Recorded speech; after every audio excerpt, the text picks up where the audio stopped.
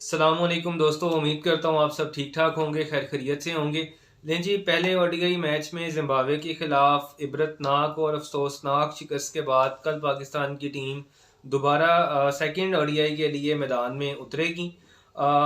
तीन मैच के ऊपर मबनी ये दौरा है। अगर कल का मैच हम हार गए तो हम सीरीज हार जाएंगे। इसके बाद तीन टी20 भी हैं, लेकिन ओडीआई सीरीज जो है वो तीन मैच के ऊपर मुहित है। प्लेइंग 11 में दो चेंजेस हैं, उसके ऊपर आज बात करेंगे। लेकिन उससे पहले पाकिस्तान क्रिकेट के मसले के ऊपर बात करेंगे कि पाकिस्तान क्रिकेट में आखिर मसला है क्या।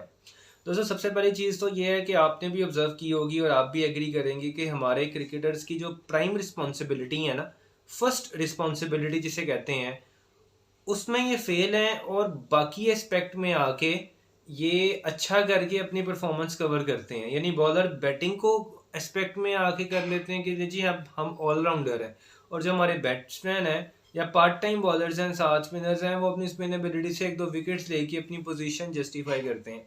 अब ये दोनों मंजर आपको टीम में नजर आएंगे। आप शहीन शाह अफरीदी की बात करें, आप शहीन को जब देखते हैं तो क्या एक्सपेक्ट करते हैं कि यार 145 47 150 की बॉल करेगा, वही जिस एंगल से इसकी बॉल अंदर आती है उस एंगल के साथ अंदर आएगी और अगले बैट्समैन को ट्रबल करेगा। आपका फर्स्ट अटैक बॉलर है कि ऊपर से विकेट्स लेके देगा। अच्छा, शहीन शाह अफरीदी उधर फेल है। अगर आप बैटिंग में हैं, हाँ, आपको हर दूसरे ओडीआई में जहां भी बैटिंग है, पाकिस्तान की बैटिंग कोलैप्स करती रहती है तो बारी इनकी आ जाती है। आपको वहां 20-25 रन बना के नजर आ जाएगा कि लो जी, दो छक्के एक चौका मार दिया, ठीक है जी, ऑलराउंड एबिलिटीज हैं, बैटिंग कर लेते हैं। नसीम शाह से आप क्या एक्सपेक्ट करते हो? नया बॉल जो नसीम शाह ने किया ऑस्ट्रेलिया में, through out he was flop. Through out कोई एक मैच भी आप कहेंगे अच्छा नया बॉल किया हो, मैंने नहीं देखा। वहां इम्पैक्ट क्रिएट किया हारिस रऊफ ने, जबकि नए बॉल से नसीम शाह को ज़्यादा इम्पैक्टफुल होना चाहिए क्योंकि उसकी पेस अच्छी थी शहीन के निस्बतन, लेकिन शहीन से ज़्यादा इनफेक्टिव नजर आया। अच्छा, इसकी जगह पे आप देखते हैं कि वो उसने 40 रन की एक इनिंग खेल दी। इससे पहले अफगानिस्तान के खिलाफ दो छक्के मार दिए। ये एक दो और मैचेस इस तरह के आए कि जहाँ उसने थोड़ा सा बैटिंग एज दे के। अच्छा, ये क्या बॉलर्स जो हैं ये हमने फिनिशर्स ऐड किए हुए हैं? यार आप ना मारो छक्के चौके, हमें आपके छक्के चौके नहीं चाहिए। हाँ ठीक है, बैटिंग का एज होना चाहिए एक बॉलर के पास भी। अच्छा, कमिंस दुनिया के टॉप 3 बॉलर्स में आता है, तो क्या उसे बैटिंग नहीं आती? उसे आती है। बैटिंग आने से क्या उसकी बैटिंग बॉलिंग कैपेबिलिटी में फर्क आया? नहीं, बिकॉज ही नोस कि उसका प्राइम रोल जो है वो बॉल के साथ है, साथ वो कॉम्प्लीमेंट करता है अपने बैटिंग के साथ टीम को। हमारे यहाँ मसला ये है कि हम बॉलिंग में नहीं चल रहे तो हमारे बॉलर्स ऑलराउंडर बनने की तरफ भाग रहे हैं कि ठीक है जी, शहीन कह रहे, शहीन तो कहता है मुझे कोई ऑलराउंडर, नसीम को वैसे ही बैटिंग का शौक है। तो अच्छा, ये तो हो गई बॉलिंग की स्टोरी। बैटिंग की स्टोरी भी आ जाते हैं। सलमान अली आगा जब से नायब कप्तान बने हैं तब से ही फीके हैं। ऑस्ट्रेलिया सीरीज नायब कप्तान फीके, इसके पहले मैच में भी फीके। कर क्या रहे हैं? वो अपनी ऑफ स्पिन से विकेट ले रहे हैं, एक के दो विकेट उन्होंने ली भी जिम्बाब्वे के खिलाफ। अच्छा, ये आपका रोल था या आप बैटर हो? आप एक पार्ट टाइम स्पिनर हो कि यार जिससे 3-4 ओवर बीच में करवाए जा सकते हैं। हाँ, आपका एक एज है, लेकिन आप बैटर हो, आप बैटिंग में खामोश हो। तो ये जो और अच्छा, शदाब का क्या हिसाब था? शदाब मेन लाइन बॉलर था।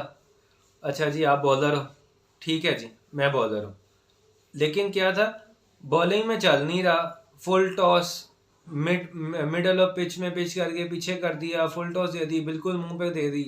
वो 60-70 रन 10 ओवर में कंसीड कर रहा है, बैटिंग में आके 30-40 बना देता है। और भाई हमें आपके 30-40 नहीं चाहिए, हमें आपसे 2 विकेटें चाहिए और आप 40-50 में आके उन्हें रोकें कि आपकी इकोनॉमी भी 4.5-5 से ऊपर ना जाए और आप बीच में 2 विकेटें लेके दें।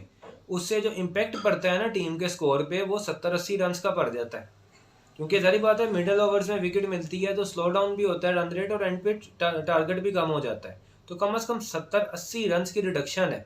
आप बैटिंग में 30 रन कंपनसेट करते हो जबकि आपकी विकेट ना लेने की वजह से। इसी वजह से शादाब बाहर है, और बिल्कुल बाहर होना चाहिए था शादाब को। मैं शादाब को बहुत सपोर्ट करता हूँ, अच्छा क्रिकेटर है, फील्डर है, लेकिन शादाब का ये रोल नहीं था। लेकिन वहां से उसने बैटिंग कैच लेना शुरू कर दिया। नवाज की मेन रोल क्या था? आप यार फ्रंट लाइन स्पिनर के तौर पे ऐड हुए हो, आपकी बैटिंग अच्छी बात है, आप कर लेते हो, लेकिन आप उसकी भी स्पिन जो थी वो अल्लाह के सपोर्ट थी, और जो उसकी बॉलिंग थी अल्लाह की सपोर्ट थी, और बैटिंग में फिर उसने कोई बीच में रन्स बना देने। इस तरह से पाकिस्तान क्रिकेट का ये अलमिया रहा है, और इस तरह से पोजीशंस जस्टिफाई करते रहे। देखें, एहतसाब होगा तो प्राइम पोजीशन पे होगा, प्राइम रोल पे होगा। कि आपका प्राइम रोल बॉलर का है, आप बॉलर कैसे हो? नहीं हो ठीक यार, आप 100 भी बना रहे हो, हमें आपको, हमारे पास बैट्समैन है, हमें आप बैटर नहीं चाहिए, आपसे बेहतर फिनिशर हमारे पास मौजूद है, हमें बॉलर चाहिए जो विकेट लेकर दे। तो मीर हमजा देख लें कितनी कंसिस्टेंट लेंथ है और वैसे ही नई बॉल मूव करता है और पेस भी उसकी अच्छी है, तो वो क्यों नहीं हो सकता टीम में? कामरान गुलाम है, वो क्यों नहीं टीम में हो सकता? इस तरह के कई लड़के हैं, मोहम्मद अली है, वो क्यों नहीं टीम में हो सकता? आप उन्हें टेस्ट मैच में यूटिलाइज करते हैं यार, एक कंसिस्टेंट लाइन लेंथ का बॉलर है। हेजलवुड देख लें, टेस्ट का बॉलर है, क्या वो वनडे नहीं खेलता? इस तरह दुनिया के कई बॉलर्स देख लें यार, डिसिप्लिन बॉलर्स जितने भी हैं, शामी सारे फॉर्मेट खेल रहा होता है, डिसिप्लिन बॉलर है। तो ये चीज़ जो है ना, पाकिस्तान का अलमिया रहा है कि हमें अपने रोल में सीधा नहीं हो रहे, हमसे नहीं हो रहा, हम साथ बैटिंग का एज ऐड कर देते हैं, साथ बॉलिंग का एज ऐड कर देते हैं, हम कहते हैं हम जस्टिफाई हो गए। पहला अलमिया तो ये है, और आप सब इससे एग्री करेंगे, कमेंट्स में आप लाजमी बताइएगा। अच्छा, दूसरी चीज़ पे आ जाते हैं कि जो हमारी आज की डिस्कशन है कि पाकिस्तान टीम का क्या कल होने जा रही है, चेंजेस क्या है? दो चेंजेस हैं जी। एक वो फांसी पे चढ़ाया गया है हसीबुल्ला खान को, हसीबुल्ला खान की जगह पे तैयब ताहिर खेलेंगे। अच्छा, हसीबुल्ला खान का छठी पोजीशन पे आना ही नहीं बनता यार, इतना टैलेंटेड टॉप ऑर्डर का बैटर है, बल्कि ओपनर है। चलें जी, ओपनर ना सही, वन डाउन का बैटर है, छठी पोजीशन का वो बैटर नहीं है कि वो मिडल ऑफ स्टेज में आएगा या आप फिनिशर हिटर के तौर पे उसे ले रहे हैं, आप उसे छठा नंबर दे रहे हैं। अच्छा, वहां बनती ही तैयब ताहिर की जगह थी, दोनों लड़के नए हैं ना, तो आप उसे दें चांस, इसका स्पॉट है, इसका स्पॉट नहीं है, उसे चांस दे के क्यों स्पॉइल कर रहे हैं? पहली चीज़। अच्छा, और दूसरी चेंज जो इन्होंने की है वो हसनैन को निकाला है, और हसनैन की जगह पे इन्होंने जो आपका मिस्ट्री स्पिनर है इब्रार, जो 174 नॉट आउट की इनिंग्स खेल के आया है इंग्लैंड के खिलाफ पहले टेस्ट मैच में, बॉलिंग में 174 नॉट आउट, उसे तो शामिल किए। अच्छा, इब्रार के लिए सबसे पहले तो जी ये सबसे सुनहरी मौका है, इससे अच्छी विकेट नहीं हो सकती। अगर सलमान अली आगा ले सकता है ना विकेट, इरफान खान नियाजी अपनी स्पिन में इफेक्टिव नज़र आ सकता है। सर अगर आप यहाँ भी नहीं परफॉर्म करेंगे तो फिर आप जन्नत में ही परफॉर्म करेंगे, और मैं नहीं समझता कि इसके बाद you have fancied your chances और आपको परफॉर्म करना है। अच्छा जी, पाकिस्तान की टीम जो बनी है, दो तो जी ऊपर से आए हुए ओपनर्स हैं जो कि लिख दिए गए हैं पीसीबी की तरफ से कि यार ये कॉन्ट्रैक्ट का हिस्सा है कि ये लाजमन खेलेंगे। एक आपका अब्दुल्ला शफीक खेल रहा है और एक आपका साइम अयूब जो है वो खेल रहा है। वन डाउन में आपका कामरान गुलाम है, टू डाउन में रिजवान खुद है, पांचवें में आपके नायब कप्तान हैं जिनके पास बहुत बड़ी इनिंग्स ड्यू हैं, और छठे नंबर पे आपका तैयब ताहिर है, सातवें पे इरफान खान है, और इसी तरह आठवें पे हारिस रऊफ आ जाएगा, आमिर जमाल आ जाएगा, फिर दो आपके, एक चाइनामैन स्पिनर है फैसल, और फैसल अकरम, और दूसरा आपके पास 11वें नंबर पे आपके पास आ जाएगा क्या नाम है, इब्रार, इब्रार अहमद आ जाएगा। तो ये आपकी प्लेइंग 11 बनने जा रही है। अच्छा, पहले में भी यही होनी चाहिए थी। जिम्बाब्वे की स्पिनिंग कंडीशंस हैं, वहाँ इब्रार नहीं है, फास्ट बॉलर एडिशनल क्या कर रहे हैं टीम में, पार्ट टाइम्स के साथ आप जा रहे। और वैसे तो आपने बैटिंग में कोलैप्स किया है, बॉलिंग ने तो अपना काम कर दिखाया था, लेकिन फिर भी आपकी टीम तो इस कॉम्बिनेशन के हिसाब से बननी चाहिए जो कंडीशंस है। अब्दुल्ला शफीक के पास ये लास्ट चांस होना चाहिए, अभी भी आगे चांस है तो सर फिर सलामी है बोर्ड को, सिलेक्शन कमेटी को और असेसमेंट मेकर्स को, इससे बात ज़्यादा कुछ नहीं कहा जा सकता। अच्छा जी, अब्दुल्ला शफीक का जो जहाँ तक रह गया, वो 5 इनिंग्स में फ्लॉप, एक में चला, 5 में फ्लॉप, एक में चला, ये पैटर्न है। अच्छा, साइम अयूब ने माशाल्लाह जो ऑस्ट्रेलिया के खिलाफ इनिंग्स खेल दी है ना, दो अच्छी पारियां खेली हैं, अब उसकी भी 15 इनिंग्स पक्की हैं, फेल होना शुरू हो गया, कोई पता नहीं बाकी दो भी फेल हो।